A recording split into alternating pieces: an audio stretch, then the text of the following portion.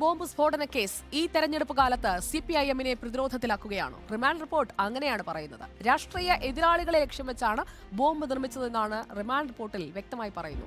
DYFI നേതാവ് ഷിജാലാണ് മുഖ്യ ആസൂത്രകൻ. 2 ആഴ്ച മുൻപ് കുന്നോത്തുപറമ്പിലുണ്ടായ സംഘർഷത്തിൽ RSS പ്രവർത്തകർക്ക് തിരിച്ചടി നൽകാൻ ലക്ഷ്യമിട്ടായിരുന്നു ബോംബ് നിർമ്മിച്ചതെന്നും പോലീസ് കണ്ടെത്തിയിരിക്കുകയാണ്. അർജുൻ കല്യാട് തയ്യാറാക്കിയ റിപ്പോർട്ടിലേക്ക്. രാഷ്ട്രീയ ലക്ഷ്യം വെച്ചാണ് ഈ കേസിലെ പ്രതികൾ ബോംബ് നിർമ്മിച്ചതെന്നാണ് പോലീസിന്റെ കണ്ടെത്തൽ.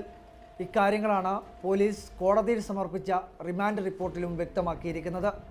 ഡിവൈഎഫ്ഐ കുന്നോത്തുപറമ്പ് യൂണിറ്റ് സെക്രട്ടറി ഷിജാലാണ് ഈ കേസിലെ മുഖ്യ ആസൂത്രകനെന്നും പോലീസ് കണ്ടെത്തിയിട്ടുണ്ട്. സ്ഫോടനത്തിന് ശേഷം പോലീസ് പരിശോധനയിൽ കണ്ടെത്തിയ 7 സ്റ്റീൽ ബോംബുകൾ പ്രതികൾ നിർമ്മിച്ചതാണെന്നും പോലീസ് കണ്ടെത്തിയിട്ടുണ്ട്. ഡിവൈഎഫ്ഐ നേതാവ് ഷിജാലും പരിക്കേറ്റ് ചികിത്സയിൽ കഴിയുന്ന ബിനീഷുമാണ് ബോംബുണ്ടാക്കാൻ പ്രധാനപ്പെട്ട നേതൃത്വം നൽകിയത്.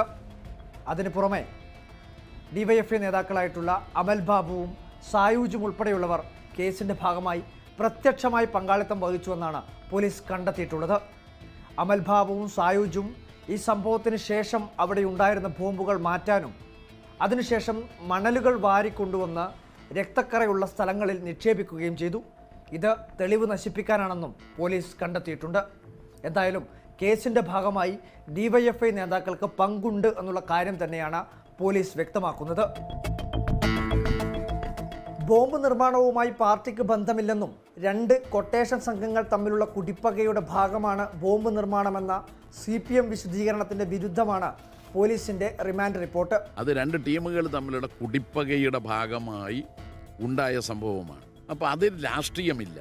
രാഷ്ട്രീയം ഉണ്ടാക്കാൻ നോക്കുന്നതാണ് ഹീനമായ രാഷ്ട്രീയം. 2 ആഴ്ച മുമ്പ് കുന്നോത്തുപറമ്പ് മേഖലയിൽ നടന്ന CPIM RSS സംഘർഷത്തിന്റെ തുടർച്ചയാണ് ബോംബ് നിർമ്മാണമെന്നാണ് പോലീസിന്റെ കണ്ടെത്തൽ. കേസിൽ ആകെ 12 പേർ ഉൾപ്പെട്ടിട്ടുണ്ടെന്നാണ് പോലീസിന്റെ കണക്കുകൂട്ടൽ. എന്നാൽ സ്ഫോടനത്തിന്റെ ഭാഗമായോ ബോംബ് നിർമ്മാണത്തിന്റെ ഭാഗമായോ പ്രത്യക്ഷമായോ പരോക്ഷമായോ കൂടുതൽ പേർക്ക് പങ്കുണ്ടാകാം എന്നാണ് പോലീസ് കണക്ക് കൂട്ടുന്നത്.